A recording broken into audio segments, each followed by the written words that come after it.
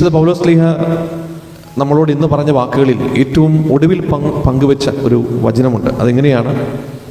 അധികമുള്ളവർക്ക് അധികം മിച്ചമുണ്ടായില്ല, എന്നാൽ കുറവുണ്ടായിരുന്നവർക്ക് കുറവും ഉണ്ടായിരുന്നില്ല. വളരെ മനോഹരമായൊരു തിരുവചന ഭാഗമാണ്. അതായത് ഉള്ളവർക്ക് അധികം മിച്ചം വെക്കാനുണ്ടായില്ല, കുറവുള്ളവർക്ക് അധികം കുറവും ഉണ്ടായില്ല. ദൈവം എല്ലാവർക്കും അവരുടേതായിട്ടുള്ള രീതിയിൽ എല്ലാം കൃത്യമായി നൽകുന്നുണ്ട്. ഇതാണ് ദൈവത്തിൻ്റെ ഒരു പരിപാലനം. അപ്പോൾ സമ്പത്തിനെ കുറിച്ച് ചിന്തിക്കുമ്പോൾ ദൈവം നമുക്ക് നൽകുന്നൊരു കാര്യം, നിങ്ങൾ സമ്പത്തിനെ കുറിച്ച് ആകുലരാകേണ്ട കാര്യമില്ല.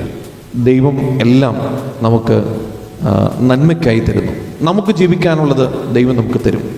കാരണവന്മാർ പറയുന്ന പോലെ വാക്കേറിയ ദൈവം നമുക്ക് ഭക്ഷിക്കാൻ തരും. ഈ ഒരു ബോധ്യം, ഇതാണ് ദൈവത്തോടുള്ള ഒരു ആശ്രയത്വം, ദൈവത്തോടുള്ള സമർപ്പണം എന്ന് പറയുന്നത്.